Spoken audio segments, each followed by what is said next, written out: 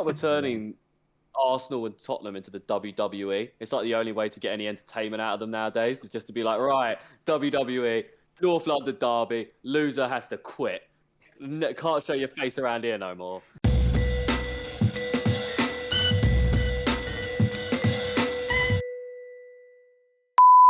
What's going on, everyone? Welcome back to the Footy Fetish podcast with myself, Alfie, my boy Mark. Yo. OG. Yo. And for the first time as a permanent member of the Footy Fetish podcast, it's Mr. Dan Bardell. Welcome. Hello, everyone. Yeah, so for anyone that doesn't know, which is basically everyone, Bards is now, because we haven't put it out anyway, Bards is now obviously he's been a fan favourite for a long time now, and he's officially part of the podcast, helping us on Tuesdays and any other, well, if he's here on Thursdays, he's more than welcome to join us for Thursdays as well. It's just up to him. He's but a part-time permanent member. That's it, boy. That's it. Part of the We're making a monopoly of football podcasts now. We're just going to take everyone from their podcast and put it on here. But yeah, it's been a decent weekend of football, lads, I think. Entertaining one. Yeah, it was entertaining. It wasn't too... Yeah, I mean, it was all right. Well, not really for me. We obviously lost. But I suppose before we get into anything, we should say RIP to the incredible Jimmy Greaves, MBE.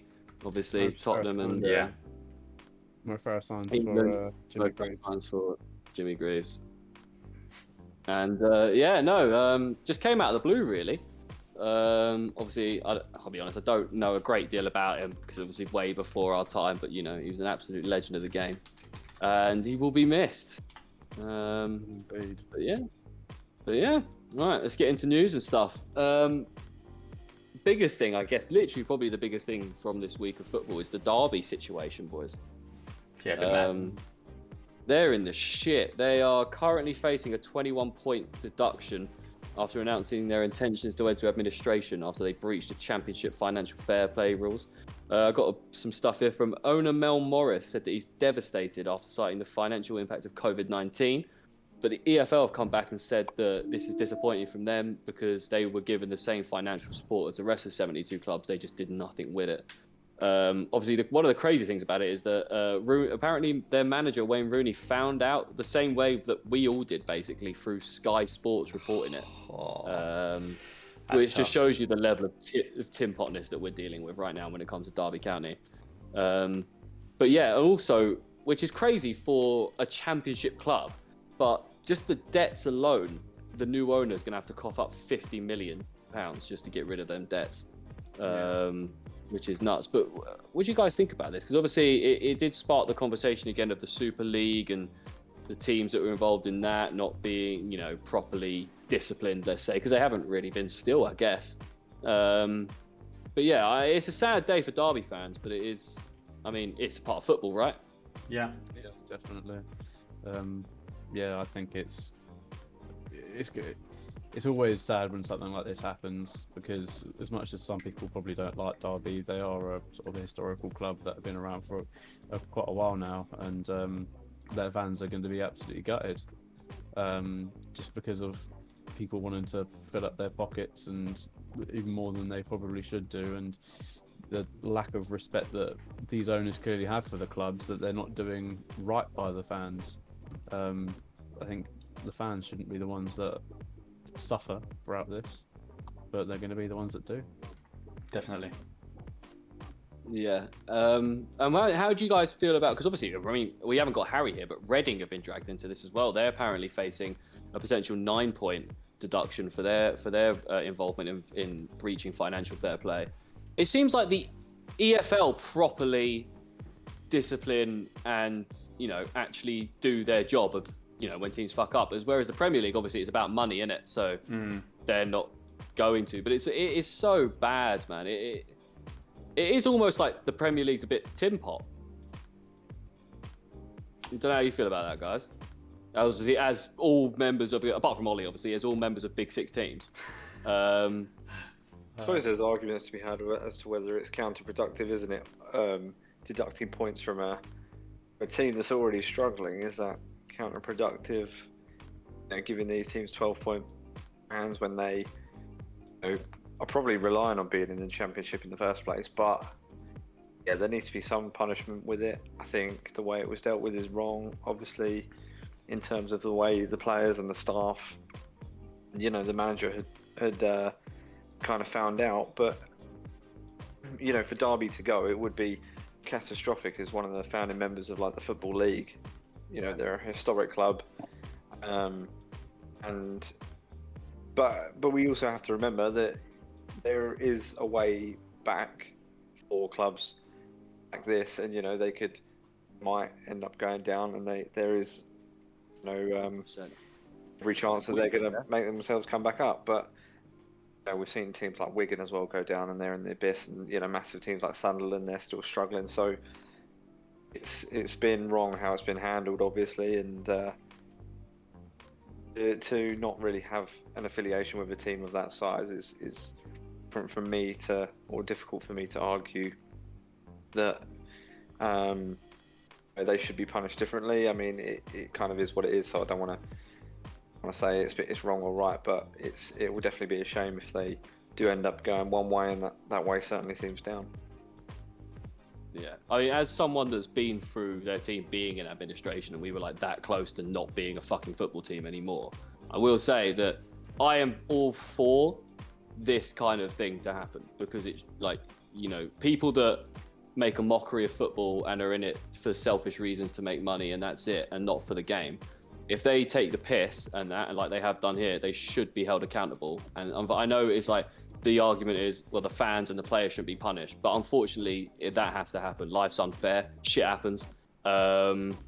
If someone's done a bad thing, you wouldn't not punish them because you're oh well, or his family shouldn't have to suffer or whatever. Do you know what I mean? It's just the way life is, and it sucks because it's just not. There's no parity between the top teams and the small teams, if you know what I mean. It just shows it even more that they can this is fine to happen to a small team, but for a big team for Man United or Man City or Liverpool to get a points deduction at the start of the season, even that doesn't really mean much because they'll make it up, and they might only still finish in the top 10, maybe just, but it doesn't matter, does it? When they're not the going down Derby from and the it. Reading, yeah, you're not going down for it. It doesn't. They could deduct 20 points and you guys would still stay up. That's huge. If we're being realistic, Yeah. right? Yeah. You might not get top 10, you might just scrape it, but you'll stay up, right? Which is ridiculous there's no in chance itself. of going down. Yeah, so I don't know. It's just the way you do. How do we do? It's almost like we've sort of made our bed with the Premier League. We've invited all these hedge fund managers and sheikhs and obviously Russian oligarchs into the fucking Premier League, and now, we're just sort of dealing with it. I guess I don't know. It is what it is, but we'll see how it goes. I think Derby will be fine. There's always a ways to come back from it, right? We did it. It's fine. We got pretty lucky though. We just happened to have a guy who's a fucking super fan of Crystal Palace who had the money to buy us at the time. It's quite, I don't know. It is what it is. But it'd be sad. Obviously, Derby, I don't really care about Derby that much. But for Reading, I care about that a lot more. Obviously, Harry being here, that will be harsh. That will suck for him if they obviously go down. I don't know the ins and outs of the Reading situation. Does anyone have a bit more of an idea on what that was? Let's see, I can find what it was that George sent through earlier to us about it. I didn't really read it. I was at work, but said Reading could be docked 9 points for breaching EFL's financial rules after being placed under a transfer embargo in a move that could see Royals follow Derby and drop into the relegation zone. Jesus. Is that this season or? Yeah, it'll be this season. Yeah, that's what it really says. Yeah, so go down to 1 point. I know Reading have had a bit of a fuckery with their owners and stuff like that, and changing the name of the stadium and all this kind of stuff. But I never really, you didn't realise it was that bad, man. Oh, Simon's dropped in the chat. Shed gaming on there. Nice beard, Bards. Got a little comment, mate. Looking trim. I'm the only beardless one on the podcast now. So you know what that means. Yeah, but Bards is the only one without glasses. Yeah. True. Love that. All right, well, let's move on to an even funnier team than I've just sort of given it away there. The Derby, PSG, man. What an absolute joke of a team they are. I don't know if you guys saw, but Messi and Pochettino seem to have had a falling out after he was subbed off against Lyon when they were 2-1 down. And then subsequently was filmed not celebrating the Icardi. Oh, they were 1-0, sorry, and then not celebrating the Icardi winner in the 93rd minute. Everyone else, I don't know if you've seen the video, guys, everyone else just stands up celebrating. And then about a couple minutes later, you just see Messi jump up like, did we score? What happened? Oh, we still celebrating. Yeah, innit? Like, He's just dragging in his name through the mud at this point. Well, it's so obvious he doesn't want to be there. Yeah. But yeah, Don't know why I went there in the first place. Ollie. It's not. Yeah. Can't see that something mad's happened between when he signed the contract and now. It's not like there's been some big thing in the news that is massively kicked off between Messi and a player or Poch or whatever. It just seems to have just come out of nowhere. He signed a new contract, all happy and everything. Now he's just like, I don't actually want to be here anymore. So. Well, I don't think he wanted to be there from the jump, man. I don't think he wanted to be there from the jump. He obviously wanted to stay at Barcelona. Yeah. I can see him going back to Barca even next year. If they manage to get their house in order, it's probably just like a 1 year. Hey, nah, brother. We'll get onto it, but the list of names that they've drawn up to replace Koeman is fucking embarrassing, and it's so Barcelona. It's so embarrassing, but they've been linked with some of them for a long time. But that's later. I just want to say as well, could you imagine if when Ollie had done that and taken Ronaldo off in the Champions League, if Ronaldo didn't shake Ollie's hand, or that looked any worse than the Messi situation, then the amount of press hounding Ollie would be insane. So like it would look so bad. But I think as well, no, I'm probably biased here, but that also probably shows why Ronaldo can be considered one of the greatest, if not the greatest of all time, because if anything, he works for the team. He is a selfish player, don't get me wrong, but he works for the team and he knows that the team is important. I'm surprised if it is the case that Poch and Messi don't get on, especially considering Poch's sort of history with Argentina and the national team and that sort of thing. Yeah, I think it's just embarrassing for Messi's sake. I think he should never have gone there in the first place. If he really wanted to test himself, he should never have gone there in the first place. He should have come in. We've got a comment coming through. We've got Queen of the North joining us tonight, lads. We've got Sarah in the chat. Good evening, guys. Sorry I'm working and lurking, so I've got you guys on to keep me company. So let's inform. If you've got a chance to send another message, what is going on with your Leicester, man? We'll get to it. We'll get into got it. a bit unlucky, but Jesus. We'll get into it. Shed gave his opinion on Ronaldo and Messi as well. Ronaldo is a machine. Messi is more natural talent, which I think is fair. Yeah, I think that's fair. I do. Yeah, and then I think that's what it comes down to: opinion in terms of who you put. I think for the sheer athlete that Ronaldo is, I think that's why he's the GOAT for me. And Mr. Champions League as well. Mm-hmm. Yeah. You can't take that away from him. And also, with the thing about Ollie, I also think that, in the grand scheme of football, Man United matter, PSG don't. If you really think about it. Yeah. So then that's why Poch will get a let off, because PSG just don't matter. They play in a shit league that they dominate, and they can't win the Champions League with the money that they've got and all this kind of stuff that they've got. They just don't matter. Win the league last year. Yeah, exactly, man. They lost it to Lille. That's really embarrassing. No offense to Lille, but Lille are good side. No, Exactly. But when you've got PSG's money and the type of players that they've got, you should not be losing to Lille. They have a monopoly on the league. Yeah. They could go and get any player from any rival team in the French league, like Bayern Munich. They could do what Bayern Munich do. They're just not smart enough to do that. Yeah. Do you know what I mean? The people that are running them, they just have so much arrogance in that football team. But yeah, Barcelona. We might as well talk about them now. Obviously, we were just saying that a 5-man shortlist has come out to replace Koeman. I don't know if that's at the end of the season or just as soon as possible, basically. But we'll go with the list. Obviously, I've also got here the last teams that they managed, just for a bit of fun. Obviously, Xavi was right at the top of the list. With Al Sadd was the latest team to manage. Philip Cocu, who used to be a player. I didn't really for Barcelona, but his last team that he managed, ironically, was Derby County. So we've seen how that's been going. Obviously, Andrea Pirlo. Yeah, in it. God. Andrea Pirlo, Juventus, that went really well. Antonio Conte, who should be the only Donny on this list, was obviously at Inter.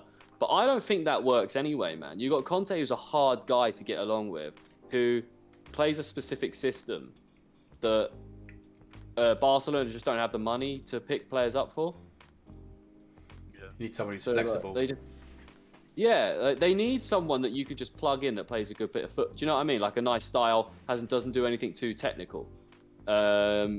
But they're going after Conte. He's one of the most technical managers out there. But Barca do love signing like 32-year-olds at the minute, so maybe that would also work in Conte's favour.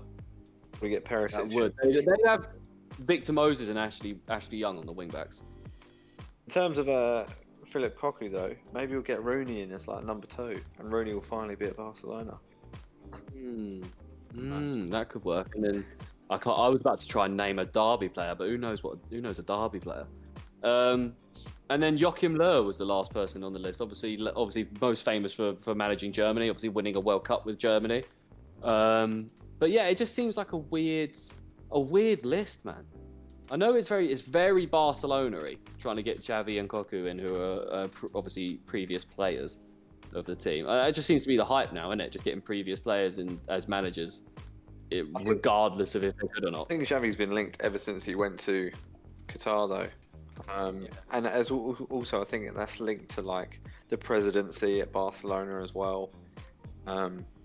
That sort of thing, because that's why Messi wasn't going to sign the deal last year, and then they've got a new president, and I think he originally didn't want Koeman, I think, going back to the Rangers, and he always wanted Xavi. So I can actually see Xavi being the most likely one, and if anything, he'll be so easy to get out of that club. Obviously, he's probably got a clause in his contract, as Koeman did, things like that. But it's the squad, man. I mean, even Xavi. They want Xavi because he's got that Barcelona style of play and that passing, but Koeman can't do it with that squad. And Koeman did play decent football. I know his time at Everton was a shambles, but Everton as a club are a shambles. So I agree. There's not that many free managers around this as it sort of stands anyway. Obviously, I know you don't have to go for a manager that's currently got a sort of that's not working or whatever. You can approach other managers, but even still, there's just not that big of a market for managers. It's not one that really suits Barca's style of play anyway. I think they should approach Roy Hodgson, to be completely honest with you. Oh, Jesus, that'd be hilarious. I have heard, I've seen rumours on Twitter that they have there has been apparently Conor Gallagher is on the Barcelona shortlist for next summer, which would just be we have no fucking chance if Barcelona come back in. Could try and get a lot more but money. Yeah, I don't think that's good. Well, he's not our player, brother. He goes back to Chelsea, doesn't he? At the end of the season. So. But yeah, I don't know. I don't know. It is what it is. But Barca just need to sort themselves out. They're actually a meme of a club at the moment. We're not the only ones. Yeah. Yeah. But I don't know. Barcelona, aren't they? It is what it is. The Conte one's weird because he's such a polarizing character. He's such a hard guy to get on with that it just doesn't seem like Barcelona want to deal with that. He's not someone that like we were saying, Bards was saying, you can get Koeman and Xavi, you can get things in their contracts to just get them out of the club. There's no chance you're doing that with Conte. He's basically, if you really, he's a top 5 manager out in the world right now. If we're being completely honest, Conte, he's an unbelievable manager, and he's not got a job. So if Ollie doesn't pick things up though, because he's the thing now, right, Ollie? He is the last league, isn't he? I don't know. I'm just saying, man. It's not been exactly you've got wins in it, but they've not exactly been we'll get on to the one that this weekend, but it's not exactly. You've not exactly been the most confident team in the world. You've not filled fans with confidence and that kind of thing. And bringing in a Conte would be a madness, bruv. Not doing didn't get your Champions League off to a great start either. To be fair, Ole and the Champions League just don't seem to go very well together in terms of his management. No, but I don't really know what his management style is. to be honest, Wouldn't change Ollie at all. I think Man United are notoriously slow starters, even with Ferguson. We never got going until after Christmas. That's when Fergie always said it mattered for them. Obviously, football is different now, and you literally have to be on it all the time. But I think it's fine. Like, we're playing Ronaldo up front now, and that's different. A different system. Varane's settling in, but he's starting games, but we're winning them. So I think once him and Maguire actually form that partnership, then it will be solid at the back. So then you haven't really got to worry. Sancho's still finding his feet. I'm not worried at all. I wouldn't go for Conte because he's, there's too many eggs. And at the same time, he'll be there for 2 years, and then what? We'll be in the same position. And I like what Ollie's doing. It's all Have a Premier League. I don't know, man. I don't know if you would. Chelsea are so good, and City are City. Got an unbelievable bench. Like they've got two 11s.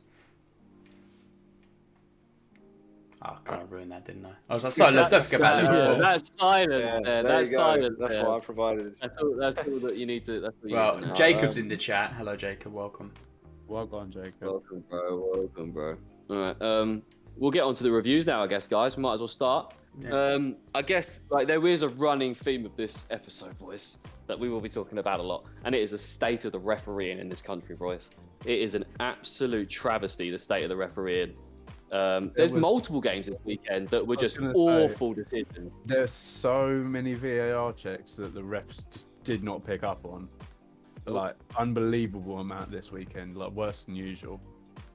Well, it's weird Just because as at we the were saying start to them that, as we were saying, oh no, VAR starting to do really well this year, and there's not been many cock-ups with the refereeing. They've all come now. penalty.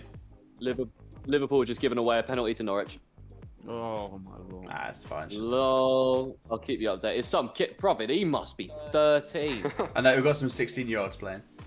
Oh my god, he looks so young. I don't know what the guy's name is. It was a. Oh, that's bad. Number 84. I don't know who he is. Let's have a look at the My lineup. god, that was so rookie. Bradley, yeah, he's a youngster. Bradley. You're really going young. Can I just say, honestly, the football leading up to that is actually really good football from Norwich. Mate, they're playing really nice football, and then Bradley just Oh my god! tries what? to chop the guy. Yeah, look at that. Sorry, He just tries to seen chop it. him in half. Oh, sorry. That's no. I mean, what? And he saved it. He saved it, and he slipped on the rebound.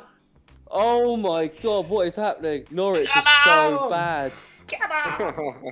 Oh my god, it's still brilliant. 1-0 somehow. Right, anyway, we'll get into it. Spurs 0, Chelsea 3, boys. Spurs are so bad. So bad, Yeah, man. thank you. Sarah said OG They has are no honestly idea what's terrible. going on. You three are watching it. I'm definitely not. I've not got the stream up at the moment. Yeah, Oh Spurs my are god, not what was good. the... Don't understand. Kane was just bad. Kane was bad. Son was bad. Lucas Moura was bad. They're bad. They're bad, mate. Bad. Nuno is bad, bro. This is just It's not so his bad. level. I mean, I think Nuno is a good manager. I do. He was sick at Wolves, and he had a great team, and he had a good style of play. I just think, like, you watch Spurs now, and it was particularly apparent on the weekend when they don't press anymore, and they were good at that high press. Dele Alli as well. Sorry, the guy's just bad. They're straight up bad He's now. bad. Um, Yeah, he's bad. Yeah, like they have kind of like lost that, and I understand they're switching to a style, and Nuno's probably more counter-attacking, but it were just like couldn't be bothered, or they just didn't. They looked teams as good as Chelsea just had them on the ropes the whole time. Other than like Had them on the 15 ropes minutes. the whole time. Yeah.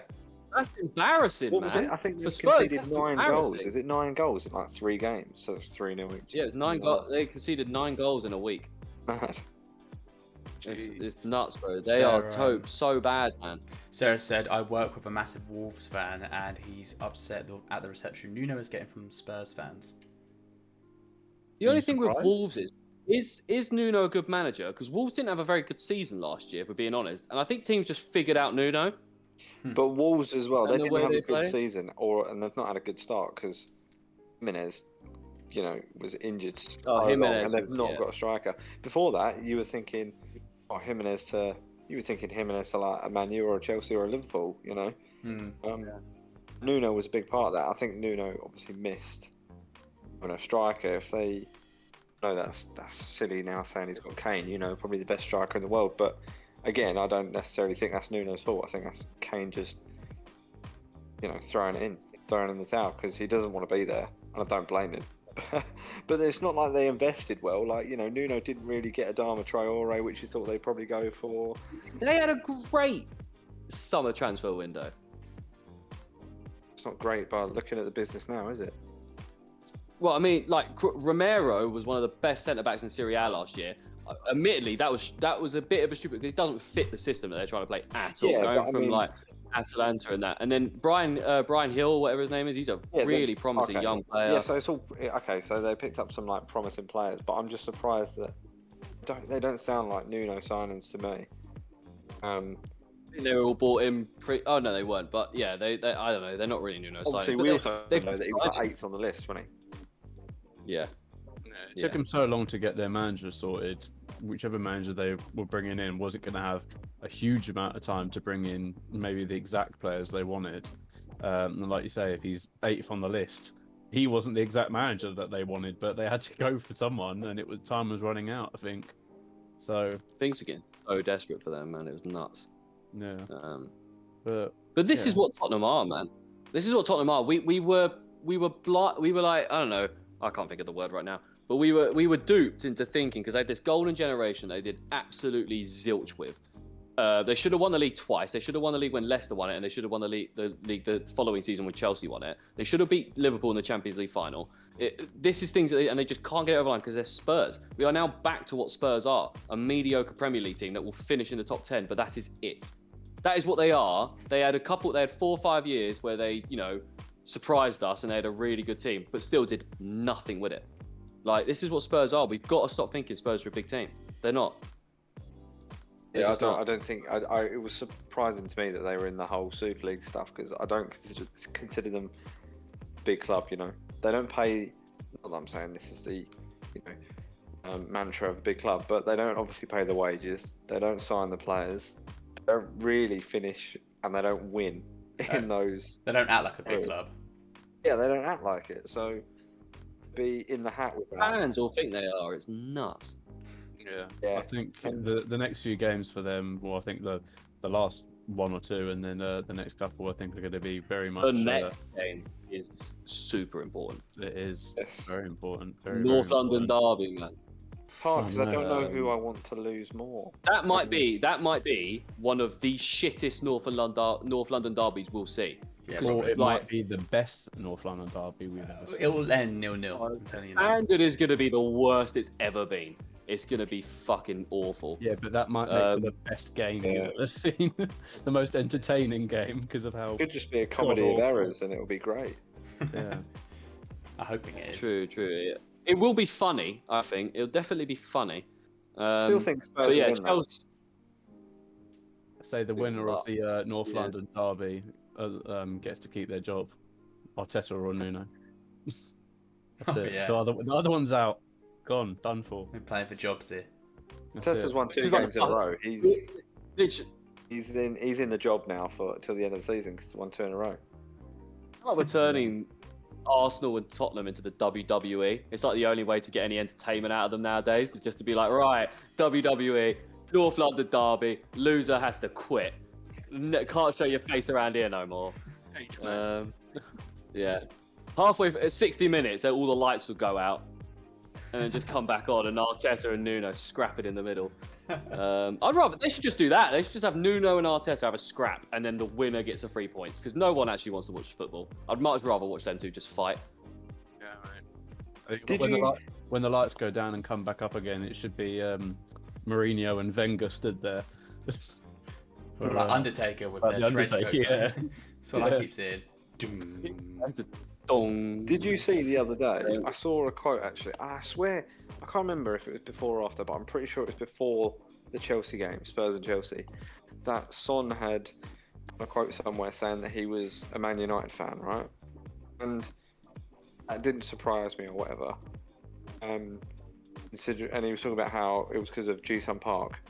But I just thought, why would you say that unless playing in a shit team, you've just signed a deal which you now regret, and you want a way out, and you know that Man United would be interested if you probably were on the market. It just made me think, like, do you think Son's already regretting signing that deal? Would Man United be in there for him?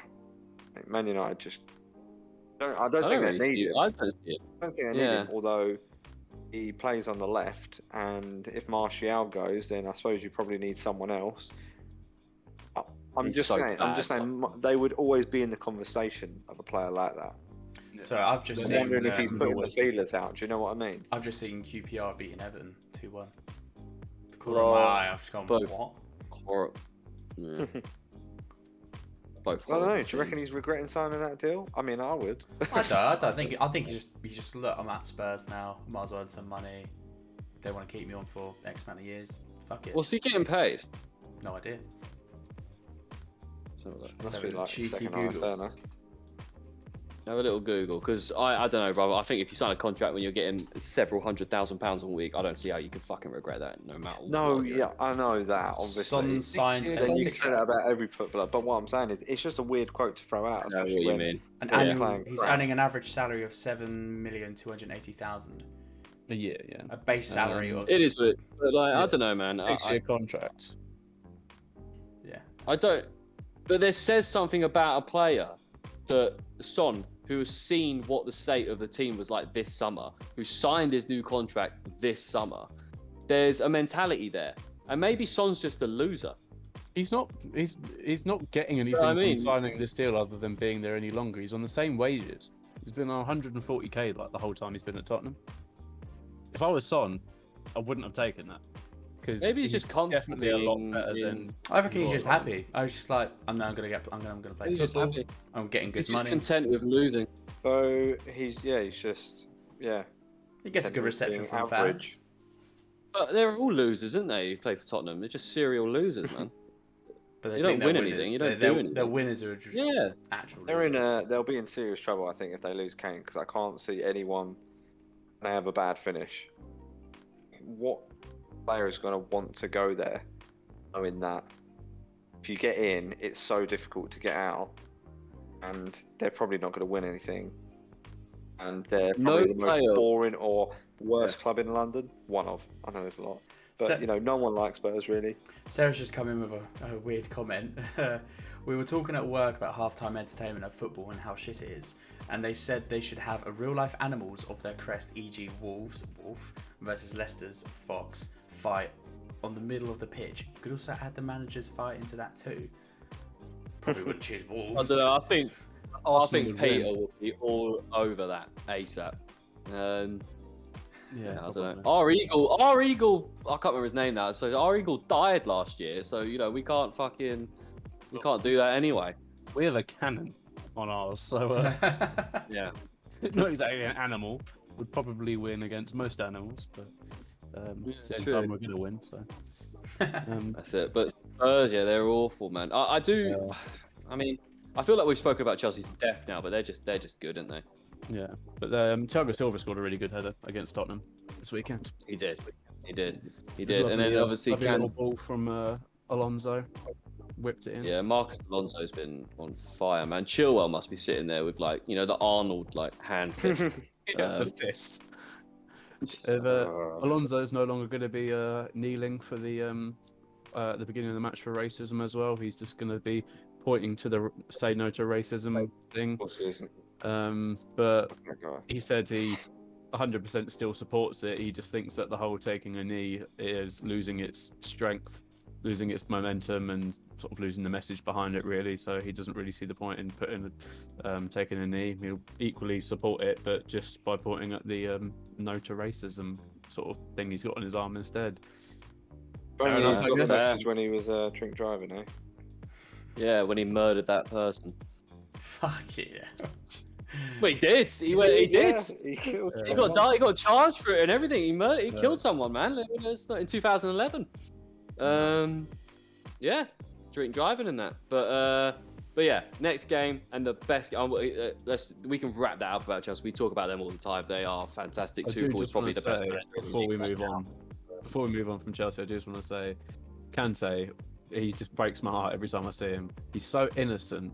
I love him so much. He didn't know whether to celebrate or not when he scored that goal, and he was just a bit like, "Oh, yay!"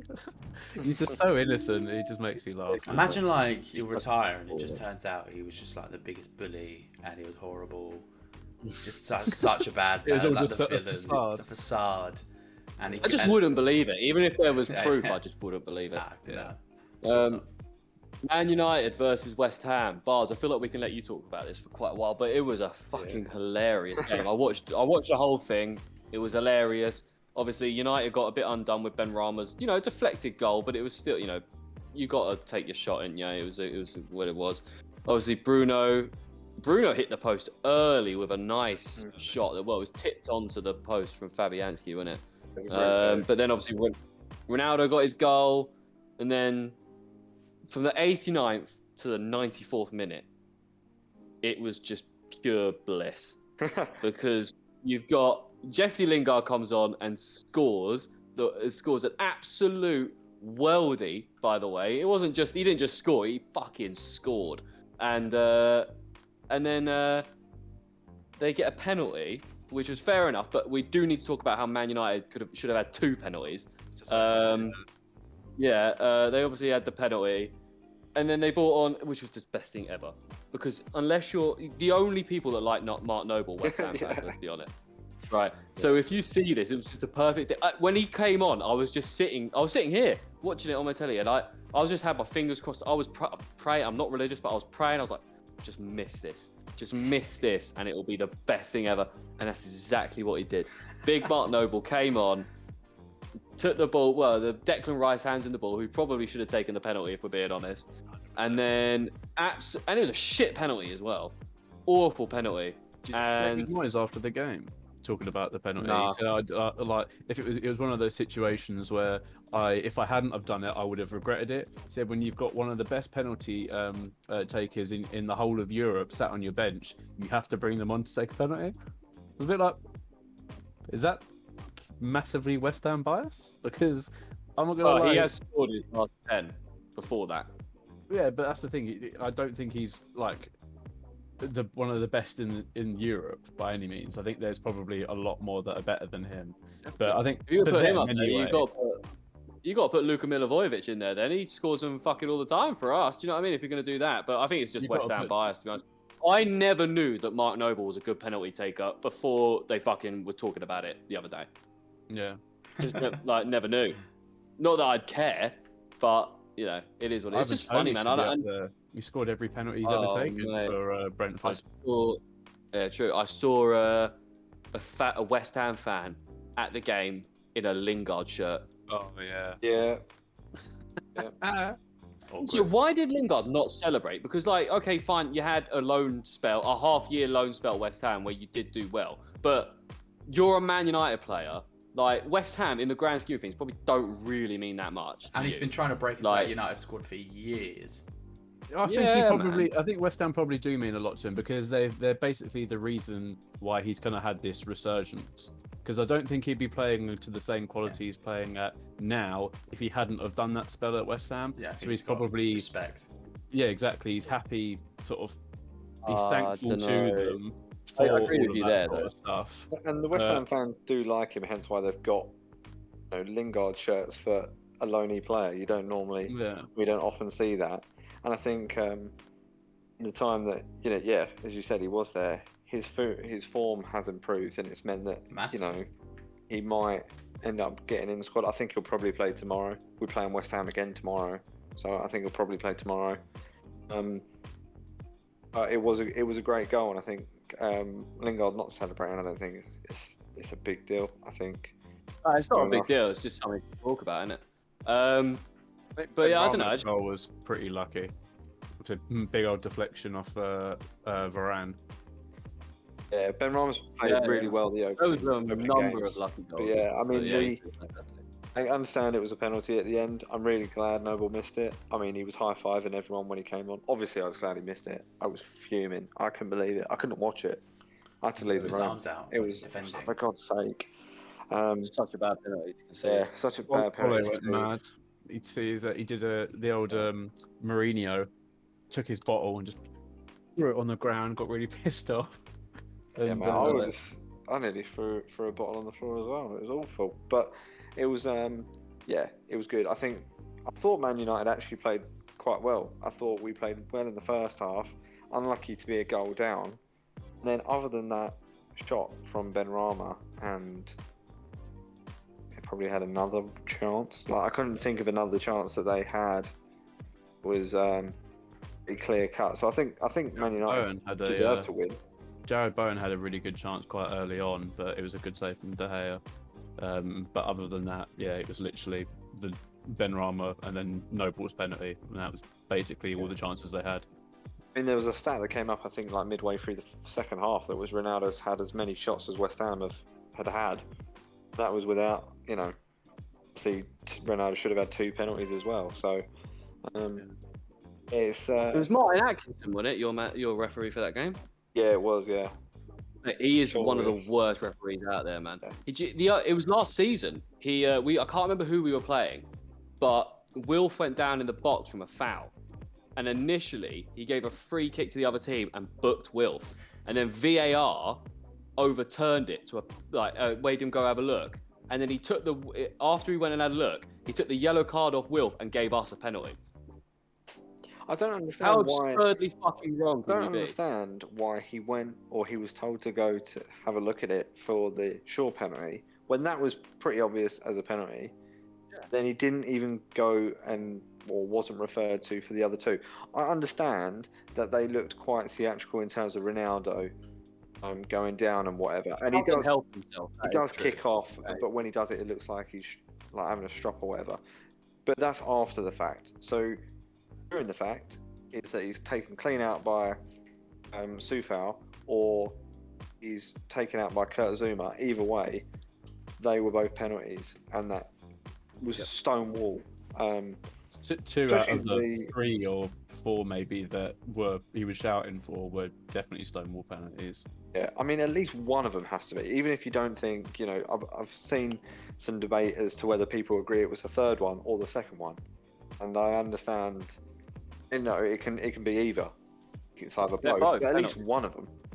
Right? They were both penalties. They were just both penalties. It doesn't need to be a thing of like, I'll give one or the other. They were both penalties. They both should have been given, and the ref needs to they need to come out and talk about this shit. I don't know why refs gets to just hide behind the fucking Premier League or whatever. They need to get out in front of it and go on fucking TV and say why they messed up, what they did wrong, and be fucking transparent about it. Like, we're just gonna move straight on to the fucking Leicester game, because Leicester had 2 goals disallowed for offside, and I've watched it, and when has this been a thing? When this whole Harvey Barnes thing, standing like in the way of the keeper so he couldn't see it, but he was offside but didn't touch the ball or wasn't in the play? I don't get it. Unless one of you guys can enlighten me about why that it's legit and it's happened and we've seen it happen a load of times before. But I can't remember the last time something like that happened, and it happened twice in one game. Not clear. That's pretty mad. I know that was I know that's been like the obstruction thing's been a rule, but usually for corners. Well, it's usually as well if it's like offside and it kind of is interfering with play. So if Harvey Barnes would have gone for the ball, no, he didn't go for either of them though. So, it is nuts. That doesn't really make sense to me. I think Leicester got unlucky there. Brighton got the win, and I have to say, like we've said about Brighton, people are singing their praises, but we've said on this podcast, if you look at their fixtures, they're about right. They should have beaten who they beat, and they should have lost to Everton. That's fair enough. But this was impressive, getting a win over Leicester. Obviously, they did it in a jammy fashion, where it should have been a draw, and Leicester got 2 goals disallowed. But man, I don't want to talk about Brighton, but I need to talk about Jamie Vardy. Is it about time I know he got the goal and whatever, and it was an unbelievable bit of link-up play. That first time football for that goal from the multiple players that were involved, it was outrageous. It was sexy football. But are they doing themselves a disservice from just rolling out Vardy every weekend when they've got Iheanacho and Daka, who's a fantastic striker, is just rotting away on the bench? I think Rodgers must know as well. I mean, Iheanacho got bad quite a few, didn't he, last season? He had a pretty good season by his standards, and he's not exactly amazing. But I think there's always going to come that time, isn't it? You don't know Vardy's done until it's apparent. It's like Ronaldo all of a sudden will just fall off. Yeah, and you don't know when that's going to be. So I think it's harsh to criticise Vardy too much, considering he's still also bagged the goal. And he's been such a great saver, and he still is so lethal. Like he will punish you. As you said, Leicester were unlucky even to not even win it. So if they win it, he scored one, and they've scored 2 other goals. So they win it 3-2. So no one would even talk about it. Sarah, when you've got an Iheanacho and Daka on the bench, it's like, what you do? Like, are they gonna? Was there any fucking point? Like, do you want to just? What was the point? I thought this year was supposed to be the year where they move on. But we had some input from Sarah, which is probably timely. She said, "I didn't see how Harvey Barnes was obscured the goalie's vision. That was proof that simple set plays work with our goal." Sarah, what do you think about Vardy? Do you think it's time to look towards the future, or are you still happy with him? Let us know. Good question in the chat. Because I think we've spoken about this a couple of times recently on the pod, just about Vardy in general, really. How obviously he scored this weekend, but sort of throughout this season so far, he's not been sort of as impressive as he has been in previous seasons, and it was kind of looking like this might be the start of the end for Vardy, and maybe Leicester should look towards the future and give some other players some chances and give them more minutes. But yeah, it's tough to say really, sort of this early on in the season as well, as to how they're going to get on, how Vardy's going to perform sort of on his own as well. He might come into form throughout the back half of the season or for the rest of the season. We never know, but judging from what we've seen so far, he doesn't look like the same Vardy we've seen in previous seasons. I don't think Vardy played on Thursday as well, but Iheanacho did. So maybe it was just a rotational thing. Maybe if you're going to play Vardy once a week, he's probably going to play on the weekend as opposed to Europa. But I mean, they were unlucky in Europa as well, weren't they? I was actually kind of gutted for them because I do want to see them do well in that competition. I think that'd be sick. Yeah. For them. I just don't know what the point in spending 25 million on Daka is if you're not going to play him.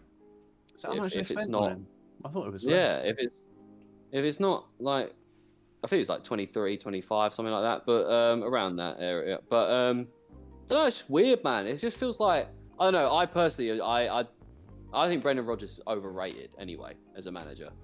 I don't think he'd be the guy that's going to make Leicester that push into the top 4, which we ever seen that he hasn't been because he just bottles it every year.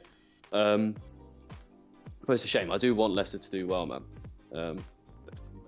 I just feel that they might run into the Liverpool problem, where they haven't revamped the squad, and if they don't do it soon, then it's just going to get old. Well, I know obviously they have like your Harvey Barnes and your James Maddison, but how long is James? If they don't kick on, how long is James Maddison going to take? I've had a big one from Sarah. I think he clearly has skill regardless of age, but I think this season or next season he should retire. We have so many fresh legs on the bench that aren't getting time when they should. They're willing to take risks in terms of switching up defenders and midfielders, but not strikers. # give Daka a chance. Yeah, man, he's a quality striker, man. And I haven't seen him play in the Premier League. I reckon he'll have he'll get like a start or something like that. He'll start for Leicester, get maybe 1 or 2 goals, and then we'll be like, oh, right, should we keep playing him if he's going to be scoring goals? And then he might just take the reins off Vardy and crack on going forward. But I definitely think I'd probably say it's 2-0 Liverpool. Origi. Yeah, Origi got his I don't know what even you call it. What was comments about Origi the other day? I know going off topic, but saying he doesn't understand why no one came in for Origi. Well, I can. He's not that great. Fucking bang average at best. Yeah. You don't play him yourself, so why is anyone else gonna put in the money that you probably were asking for him? Oh my God! How did Norwich not score? I'm still looking at 1-0. Anyway, Jesus Christ! All right, City. Talking about people that can't seem to score. City and Southampton, man. They really need a fucking striker, man. Just before we get into this, I just want to say, like, we didn't do much of a preview on City Southampton because I think we said something along the lines of it doesn't matter what team Pep Guardiola fields, they're going to absolutely steamroll Southampton. Oh, that's awkward. This is the sick bit of Well, they quality should have done. punditry you get from us. No, yeah, They no, should have 100% done. They should have done. They had so many chances that they could have scored. No excuse that they didn't score in this game, man. They were basically So only there they for the second half. Put 6 past Leipzig, didn't they? So Yeah. do score Ran out of goals. Yeah. Because they do need Not, to, but when they aren't going to win the league this year. They're just not. You need a striker like that to win the league, man. Yeah. They didn't down look the like Chelsea have themselves. Lukaku. United have Ronaldo. Obviously, Mo Salah is a striker. If we're going to be completely honest with you, the way he plays, he is a fucking striker. So you got Mo Salah. Yeah, I don't know, man. I don't know. I think it's down to arrogance. I think from Pep and the City boys to be like, look, we did it last year. We'll do it again this year. Whatever. Yeah. But they still, forked out 100 million on Jack Grealish. I mean, Pep is an arrogant guy, but in the sense that he can kind of afford to be. He's got the back end of Yeah, of course, being it. But I mean, yeah, 100%, because he does it in the Champions League literally year in, year out, thinking, I'll pull a blinder. I think he done it briefly last season, so he thought he could do it again, but really nail it down. When I think a lot of teams are like, Prem, I don't want to sound like cliche, but the Prem is so different in terms of how each individual team plays, and number 9s in Prem have always been, highly regarded, whether it is you play with one of them or two of them. And I think Pep's missed the trick by either not paying the money for Harry Kane or choosing not to get even 30 million striker from some obscure team in Spain or South America that he knows about. But I think this just means that they will literally do anything and everything to get Haaland. I can't see Kane going there next year. They'll do Haaland. I was going to ask this question. Do you think Kane will still be their number one priority in the summer? Or do you think they'll go for or do you think they'll try and capitalise on Haaland's release clause that might not even be there? Both. Yeah. I think it depends They're how not spending money expensive. on that. I think it depends how expensive Kane is. I mean, if anything, you would £100 million that was on the table, I would take it off and say, well, you could have had that money. Levy's not taking it, so especially how much Offer him 80. Yeah, especially if Kane's Something not like that. really, doing it. But again, they could go for Haaland in January. That's the issue. And his dad played for City and things like that. I think it's teed up for Haaland to go there. But let's not forget as well, Pep's flirting with even next year is it? After the next season? So, I don't want to say that's, Man City will probably get the next best thing. But if the next best thing is Tuchel and he's at Chelsea, then who's the next best thing? And we'll go to City and do something, I could see Eric Ten Hag or Julian Nagelsmann. The return of Mikel Arteta. Jesus. Bring him back Well, down to our I level. mean- This is an inside job. I think Vieira, mate. Why not? We're gonna win the Europa. We're gonna win the FA Cup, and then we're gonna win the Europa League. So why not? He's still in the FA Cup. No, we got knocked out. No, yeah, well, the FA Cup's not played yet. Carabao. Yeah, we're out the Carabao. Yeah. We didn't want the Carabao Cup anyway. No, City's every year anyway, don't matter. Yeah, we don't want that. We want the FA Cup, the one that counts. Good result But, for Southampton, though. yeah. Yeah, I was literally Great about to say result. that. Great result for them. It was I- similar to the United game, in the sense that they just managed to hold off. Their defence looked their defence looked stronger, but it was also mainly down to the fact that City weren't on form. It was a good result for Southampton. Not to say that they played out of the world or out of this world, but it was 50-50, I think. It is what it is. Southampton Yeah, was I don't slightly know. better. City was slightly short. Was that penalty a penalty? I can't. I've watched it like a few times now, what, and I've got no idea. What The Carl Walker. I've got no idea. I feel like it is a penalty, but I don't know why it was. I don't know why he saw it from the other angle. He then goes, "Oh no, it's not." When I was watching it, they basically, a lot of the commentators and stuff were saying that if it was given as a penalty, they don't think it would have been overturned. But if it wasn't given as a penalty, they also don't think it should have been overturned. It was just such a, whatever their initial reaction was, they should have stuck with it. But you can kind of see that it is more from the Southampton player that kind of half takes like Carl Walker out, but at the same time, Carl Walker's like basically got one leg over like the Southampton striker's leg, so it's a bit like 50-50 really. One. It's about 6 of one, half a dozen of the other. I'm happy they didn't give it because I don't want Southampton to win that game. So I guess it fits my narrative, so I'm happy with it. But yeah, I don't know. City, I think obviously they'll be fine. They'll get second. Southampton probably. could have actually won that game as well. They had a couple of chances that if they'd just had their sort of a bit clearer vision, just be able to pick out some of the passes, some of the runs that some of their players were making, then they could have easily snuck in just a cheeky 1-0 win. But fortunately, this is Southampton, and they're not like that. That's it. Arsenal, man. Let's just move on to Arsenal because you guys got the win. Obviously, Ødegaard's free kick was the deciding factor. So obviously, Burnley had a few chances. Arsenal had a couple chances. It seemed very even. It was actually, in all honesty. I didn't think we were going to walk all over him by any means at all, but I'm glad we got the 3 points. I think it was a good game in terms of it was actually quite, well, bad that this is to say, we were quite evenly matched throughout the majority of the game, to be honest. But it was a lovely little free kick from Martin Ødegaard. It was a lovely free kick. Free kick. John Dyche has obviously got his new contract as well at Burnley. Yeah. I was, big up for him, man. He should try and move on and go to a better club, to be honest. But he suited Burnley down to the ground, and he like he's Mr. Burnley. Ollie, I want him to do well, innit? But I have to say, Ben White did not look good again.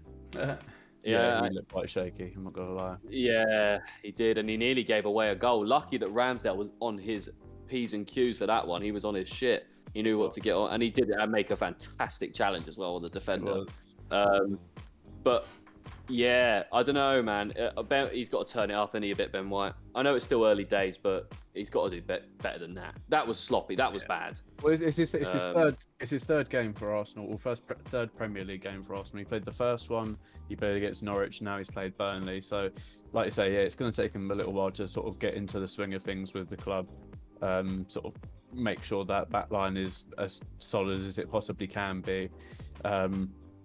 If it had been a penalty, I think I would have been a bit more pissed off. But the one thing that did slightly annoy me is the fact that he sort of gives that really weak pass back to Ramsdale, sees it's very weak, and just doesn't really do anything about it. He doesn't try and go, oh crap, maybe I should try and get in front of that, or try and sort of shield the ball a little bit so Ramsdale can come get it. He kind of just leaves it and just is hoping to God that Ramsdale can get it, which he did. Originally given as a penalty. You see Ben Wright's reaction as soon as they give the initial penalty.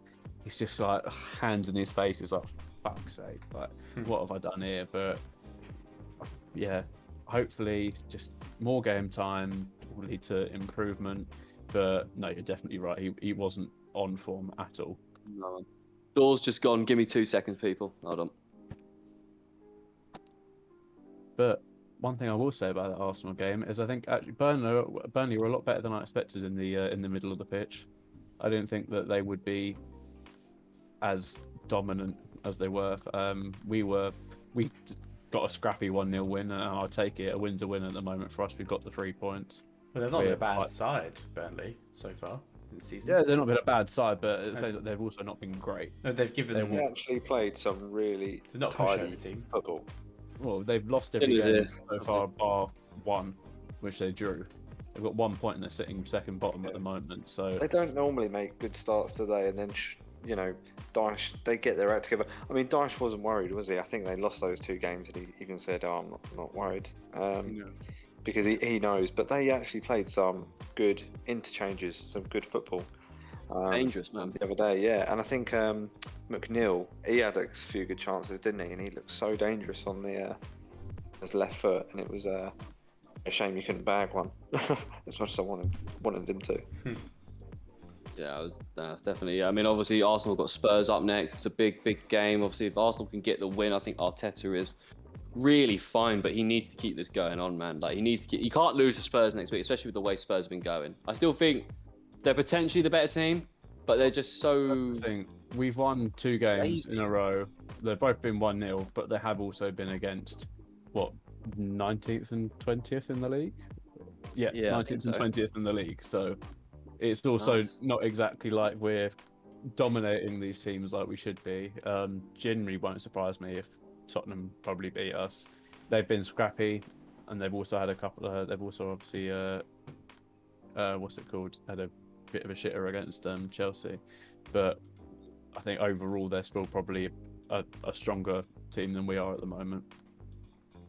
No, absolutely. It'd be interesting. It could be shit, but it could be funny. So I'm gonna watch it, I think. But the last game we're gonna get on about, because we have got to make my foods here. Obviously, there's Villa 3, Everton 0, which we saw, which was crazy, and then obviously Brentford beat Wolves 2-0. Watford beat Norwich 3-1, and Newcastle and Leeds drew 1-1. But the big game that I really want to talk about to finish this off is Liverpool 3, Palace 0. Obviously, Mark, I know you've been probably waiting to talk about this one today. Patiently. But this scoreline's a liar of what the game was like. Oh no, don't get me wrong. I wasn't going to sit here and be like, "Oh, Liverpool thrashed it." Like, I was worried for quite a long time in that game. Hit the post twice. Yeah, Palace were. We should have had a penalty. Well. Palace were doing decent football. They were looking creative. They were taking their chances. I know they only got 2 shots on target, but that was out of 13. Mate, I think this bullshit, bruv. Because we obviously hit the post twice. Alisson made 2 saves from Odsonne Edouard, and he also made a save from Joel Ward that was straight down his throat. And Zaha, so that's 6. Well, yeah, obviously the shots against the post don't count technically, but they're still really close shots. They're fucking on target. People, yeah, exactly. I count them as on target, which is I get confused. I mean, they're not on target. I need to ask you, because I have no idea. How the fuck did Milner stay on that pitch for 90 minutes? I don't know. He made 6 fouls. I don't know. He made 6 fouls and didn't even get a yellow. Oh, he was on. We should have had a penalty. We should have had a penalty. Tsimikas fouled the shit out of Benteke. He was in the so penalty. lucky. We should have had a penalty. I have no idea. He didn't get anything. We got screwed, bruv. I know you guys won fine, but all 3 of your goals came from set pieces that we aren't good at. You know, the first one was a Mane touch, which Gaeta got to, but he should have done a little bit better on. The second one was Salah, which we should have cleared, but it came over the top and he just finished off, which was a lovely finish. And Keita scored a lovely goal, but that came from a free kick that we should have dealt with. That came straight out to him and he just smashed it. Yeah. It's not like you guys did. Like, we didn't outplay you. It was nothing like the Chelsea game. You didn't outplay us once, really. Like, you did. Obviously, you were better throughout the whole game, because you won, whatever. But it wasn't anything crazy, man. It's just like it was just nuts. I can't believe that the ref just butt folded, man. That Anfield crowd just made the ref not want to do nothing for anyone else but Liverpool.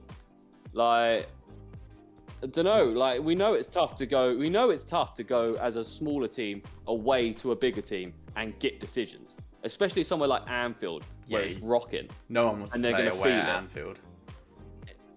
Well, it's not that, bro. Like, it's just that if you get in the ref, I mean, yeah, it is. But getting the refs on side is so hard. We've just had a follow as well in that rant. Yeah, Hanzo maybe, or HanXO 45 is now following. Thank you for the follow. Whoop whoop. Big up, we love you. Thanks. Mane loves to score against Palace. He absolutely only team he wants to score against. It. I'm grateful he scores. It's the only team he wants to score against. He is dog shit for the rest of the year. He's but when he plays 100 goals now, and 10 of them, a tenth of his all goals he scored for Liverpool have been against Palace. That's brilliant. That's mad. He just loves to score against Palace, man. It's ridiculous. I think it's a mental thing. For the rest of the year. I think it's a mentality thing because he's got the ability, but he's always making like the wrong decisions. And I think where he's going into this Palace game, he's gone, well, I've scored 9 goals against Palace. I know. Why can't I score again? And then here he goes. I mean, it fell to him quite well, but landed there. Oh yeah, if he had missed that, then that would have been bad because that was just an open goal. Yeah. What made me laugh though is the fact how confused Keita looked when he scored. I've scored. Yeah, I think he was a bit like I think he was trying to be smug. Yeah, but he looked about it. He's like, oh, look at what I've scored. But like, one thing I have to say, Naby Keita, brother, you're dog shit for what you were bought for. So let's not get too big for your boots. You've done literally that's what you've done in a Liverpool shirt. So, pipe down. It is what it is. It cost nearly 60 million or something, right? Naby Keita. Something like that. Something like that. Yeah, 50, 60 million. Whatever it was, it was too much. A bit too much. Whatever it was. Mate, fucking anything would have been too much. But yeah, Naby Keita, fucking wind your neck in a little bit, son.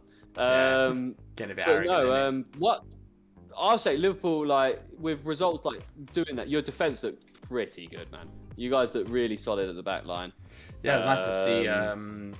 Conte. That was fantastic. Jota should have scored. That was awful. Oh, just Mane, I know. Bad. Obviously, Mane had a decent game, but his goal was very easy to score. But Mane's going to be gone right soon. Probably. I think we probably will. Probably. Yeah. Depends who we can get to replace him though. He's still quite a threat. He's just, he's still alright, but I don't know. I don't know. He's a difficult Is he one. running out of contract or for a fee? No one's going to spend £100 million on him. Jesus Christ, no. What would you spend on him? What would I spend on him, or what would the other guy spend on him? Yeah, like not you, Mark, because obviously you have a bit more of a love for Mane than How these much he other got two. left Like on his from a neutral, genuine head, what would you pay? What would you be like if you saw your team bought Mane? What price would you be like? Sweet. 60, 70, 60? I think he's just I'd go 60. I signed- could not see him over 60 million. 60 million seems about right? Like, I mean, he's a great player. I know it depends, but I think I'm just thinking in this market as well. He's signed to In terms of- 2023 at the moment. Yeah, probably Mane. 60 then, because yeah. for the if Sancho's what 75, right? He got the most assists in Europe, didn't he? Correct me if I'm wrong. Yeah. So yeah, I suppose that's probably about right. 60, 65. I'll go for about that. He's nearly 30 now as well. He's 29. He's only got 2 years left on his contract, so I think someone could probably snap him up at the end of this season for pretty cheap. We'll only have a year left by then. Yeah. I've got a feeling like someone I just want to shout out. So I've got a feeling Tyreek Mitchell's going to get snapped up next summer. I think someone's going to come in for him. I know Salah scored, bruv, but apart from that, the Donny had Salah on lockdown. Like, he had 12 tackles and interceptions against Liverpool on the weekend. 8 tackles, 4 interceptions. 8 is double the amount from the person in second. Obviously, we're playing Liverpool. I know it's crazy, but mate, he's such a fantastic young baller, man. He's just coming on strides every fucking game. And I've just got a really horrible feeling that he's going to get snapped up in the summer, man. I could see who needs a left back, man. Does anyone really need a left back at the moment? Arsenal Could do with him, yeah. Maybe Tottenham. So Liverpool don't Tottenham, need a maybe, back. yeah. We've got a backup left back. We're fine. We've got Kieran Tierney. I'd be happy to keep Kieran Tierney, to be fair. I think. I think Tottenham are probably the. We'll see how he gets on, though, man. Because I really think. yeah, we'll see how he gets on. Because he's a fucking fantastic The young quicker baller, man. Arsenal get over this Kieran Tierney love affair, better it will be for Arsenal Football Club, in my opinion. Because I don't understand.